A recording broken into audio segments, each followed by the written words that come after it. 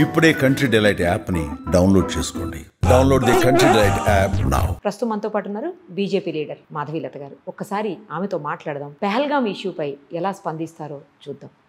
నమస్తే అండి. నమస్కారం. చాలా దురదృష్టకరమైనటువంటి ఘటన, జరిగి ఉండకూడదు బట్ జరిగిపోయింది. అమాయకుల్ని బలి చేశారు దారుణంగా. అది కూడా మతం అడిగి మరీ చేయటం అంటే ఇంతకంటే నీచము నికృష్టం ఇంకోటి ఉండదేమో. యావత్ దేశమే కాదు, యావత్ ప్రపంచం కూడా వ్యతిరేకిస్తున్నటువంటి సందర్భం ఇది. మీరు ఎలా స్పందిస్తారు దీని మీద? ఎలా సమాధానం చెప్పబోతుంది ఇండియా వాళ్లకు? అంటే బహుశా పెహల్గాంలో జరిగిన రక్త కాండ ఏదైతే ఉందో, మారణహోమం ఏదైతే ఉందో, అది ఆ కుండను నింపడానికి ఆఖరి బొట్టుగా తయారైంది తప్ప భయంకరంగా ఇలాంటి మారణకాండ మనం బాంబే నడి బొడ్డులో భయంకరంగా షూట్ చేయడం, చిన్నపిల్లలు, ఆడవాళ్ళు, అదే కాకుండా హైదరాబాద్లో గోకుల్ సెంటర్లో కూడా బాంబ్ బ్లాస్ట్ చేయడం, పార్లమెంట్ దగ్గర బాంబ్ బ్లాస్ట్ చేయడం, అంటే కొన్ని ఏండ్లుగా వాళ్ళ అరాచకాలు ఎక్కడా కూడా అడిగంతరం లేకుండా జరుగుతూనే ఉండడం. కానీ ఈసారి నేను నిజంగా చాలా గర్వకారణంగా ఫీల్ అవుతాను. ఏ విషయంగానంటే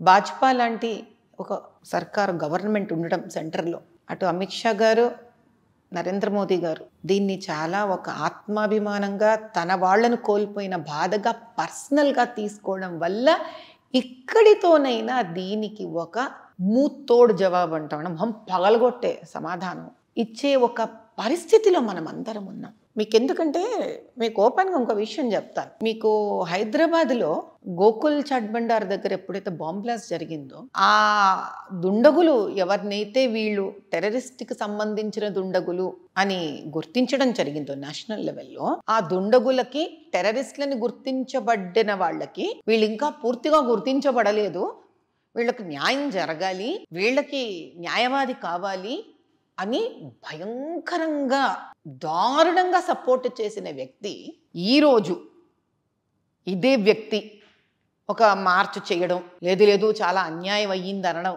అంటే వ్యక్తిలో మార్పు కాదు, దేశంలోనే ఒక మార్పు వచ్చింది. అంటే నేను ఇంకా నోటికొచ్చినట్టు నేను మాట్లాడితే నన్ను భారతదేశం ఊరుకోదు, భయం రావడము మనం గుర్తించాల్సిన విషయం. బీజేపీ సెంటర్లో కూడా ఇంకా ఇలాంటివి ఏ వాగుడు వాగినా కూడా ఊరుకోదు అన్న ఒక భయము ఏర్పడడం. ఇంత జరిగినా కూడా ఆ వ్యక్తి పార్టీని అడ్డం పెట్టుకొని తనకు స్వార్థం కోసం, తన సొంత స్వార్థం కోసం గోడ మీద పిల్లివాటం ఆట ఆడుతున్నాడు తప్ప ఏ రోజు కూడా ఇంతమంది చనిపోయారు అని నిజమైన బాధ కానీ, ఆ బాధకు ప్రతిస్పందించడం కానీ ఎలాంటివి ఏవీ లేవు.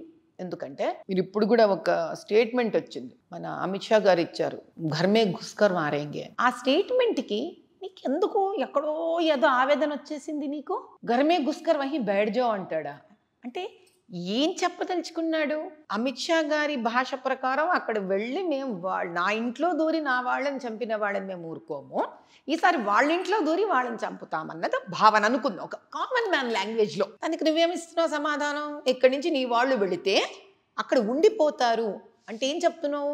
పాకిస్తాన్ అరెస్ట్ చేస్తుందనా, లేకపోతే అక్కడ వాళ్ళు మన వాళ్ళని చంపేస్తారనా, మన వాళ్ళు ఏం చేసి రాలేరనా? ఏం సంబోధిస్తున్నాడు ఆ వ్యక్తి? మనము దాని మీద concentrate, we need to understand that. అతను మాట్లాడే ప్రతి మాటలో దేశం పట్ల ఒక ద్వేషము, ఏదో అటు పక్కన పాకిస్తాన్ వాళ్ళ పట్ల ఒక ప్రేమ, అది కాన్స్టెంట్గా కనిపిస్తూ ఉంటుంది. ఏదో ఒక రెండు మాటలు మాట్లాడి వదిలేస్తున్నాడు తప్ప, ఏదో కంట నీళ్లు కార్చి లేదు మేము కూడా ఒక జులూస్ తీసాము అంటే మన వాళ్లే వాళ్ళతో చేతులు కలిపిన పరిస్థితి ఎందుకు లేదు అని అడుగుతున్నాను నేను. ఇక్కడ మండాలి కదా, ఎందుకు లేదు నీకు అసలు ఆ బాధ ఎందుకు? నువ్వు ఈయన ఒక మాట అనగానే నువ్వు ఇంకో మాట చెప్తున్నావు. సరే, మన ఆల్ పార్టీ మీటింగ్ జరిగింది. ఆల్ పార్టీ మీటింగ్ జరిగినప్పుడు మిగతా వాళ్ళందరూ కూడా లేదు గమ్మున బయటకు వచ్చి మనం దేశానికి ఏదో రకంగా మనం నిలబడాలన్న ధోరణితో మాట్లాడితే నువ్వు మాత్రమే అనుసరిస్తున్నావు. ఎలా నీళ్లు ఆపుతారు? నీళ్లు ఆపడానికి వీళ్ళు ఏం పెద్ద నీళ్లు ఆపే వసతులు చేసుకున్నారు? నీళ్లు ఆపడానికి ఇప్పుడు మనం సింధు మనం ఆపుదాం అనుకుని, ఇండస్ వాటర్ని ఆపుదాం అన్నట్టుగా అన్నారు పెద్దలు. లేదు మనం ఆపాలి, మనకి ఇంత అన్యాయం చేశారా అన్న అనాలి నువ్వు. అయ్యో పాపం మరి ఏంటి నెక్స్ట్ ఆలోచన ఏంటి వీళ్ళదనని అనాలి. ఎట్లా ఆపుకుంటారు? ఆపే వసతి ఉంటే కదా. అంటే డ్యాములు కట్టుకున్నారా? ఏం ఏమవుతావు నువ్వు? ఏదో చెప్తున్నావు అంతే, ఏమవుతావు నువ్వు లాగా అన్నాడు సమాధానం. యుద్ధం జరుగుతుంది ఖచ్చితంగా, జరగాల్సిందే. అదే జరగాల్సిందే. మీరు కూడా దానికే సపోర్ట్. ఎన్ని రోజులు ఇట్లా కూర్చొని ఉంటాము? నేను చావాలని రాసుంటే ఈరోజు రోడ్డు మీదకి వెళ్తే ఒక బండి వచ్చి కొడితే చస్తానమ్మా. చెప్పలేమండి అదంతే. సరే, కోవిడ్ ఏ యుద్ధం అమ్మా? అదే కదా. ఎంతమందిని పోగొట్టుకున్నాం కోవిడ్ లో మనం? తెలిసిన వాళ్ళు ఇలా చస్తూ నీళ్ళు బతుకుతామమ్మా, భయంలో చస్తూ. జో డరావో మరా. వాళ్ళ భయం వచ్చిందంటే మనం చచ్చిపోయినట్టే. జీవితంలో మనకి ఇంకా శాంతే లేదే. పోనీ వాడు ఎక్కడికి రాలేదు, అలా కూడా మాట్లాడదాం. హైదరాబాద్ వరకు రాలేదా దుండగుడు? బాంబే వరకు రాలేదా? ఢిల్లీ వరకు పోలేదా? కర్ణాటక వరకు వెళ్ళలేదా? వాడు దొరికిన చోటలే వెళ్ళిపోతున్నాడు కదమ్మా టెర్రరిస్టు. మనం చేతగాని వాళ్ళము అని చెప్దామా? నా కొడకల్లారా, మేము ఎవడో నీకు చూపిస్తాము, నిలువున చీరేసి నీకే భయం కింద నుంచి వణుకు పుట్టేటట్టు చూపిస్తాం మేమెవరమో అని ఒక్కసారైనా చూపించాలి కదా. లేదు, చూపించము. మన పిల్లలు, వాళ్ళ పిల్లలు ఎటువంటి భారతదేశంలో బతుకుతాలి? భారతదేశంలో బతకాలా? భారతదేశం వదిలి వెళ్ళిపోవాలా?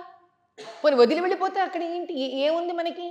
లండన్ నిండా అరాచకాలే. అమెరికాలో కనిపిస్తే షూట్ చేసేస్తున్నాం. వాళ్ళ దేశం వాళ్ళే ఏడుస్తున్నారు ఇప్పుడు. ఏమని? ఎవరెవరినో వేరే దేశాలన్నింటినీ రానిచ్చాము, ఇప్పుడు మా దేశం వాడికి తిండి లేకుండా అయిపోయిందని. సో ఎంతో కాలం వాళ్ళు మన ఉంచరు. ఇంత అద్భుతమైన పుణ్యభూమి భారతదేశం అనేది పెట్టుకొని, సనాతన హైందవ ధర్మాన్ని పెట్టుకొని, దేవుళ్ళని పెట్టుకొని, సంస్కారం పెట్టుకొని, విద్య పెట్టుకొని, తెలివితేటలు పెట్టుకొని, ఇంత సభ్య సమాజాన్ని పెట్టుకొని, ఇంత జనాభాని పెట్టుకొని, అన్యాయంగా మన మీదకి వచ్చి దౌర్జన్యం చేసిన వాడికి ఒక జవాబీ లేని పరిస్థితులు ఉన్నామా ఏమన్నా? మనం అది చూపించాలా? ఖచ్చితంగా. మనమేం వాడి దగ్గరికి వెళ్ళి అన్యాయం చేయలేదు కదా. ఇది మన మంచితనమా, చేతకంతనమా, ఏదో ఒకటి క్లారిటీ ఉండాలి కదా మనకు కూడా. కాబట్టి ఆ జవాబు ఇవ్వవలసినదే, సమయం వచ్చింది. థ్యాంక్ యూ అండి. Thank you so much. Suman టీవీలో మీ పర్సనల్ అండ్ బిజినెస్ ప్రమోషన్స్ కోసం కింది నెంబర్కి కాంటాక్ట్ చేయండి.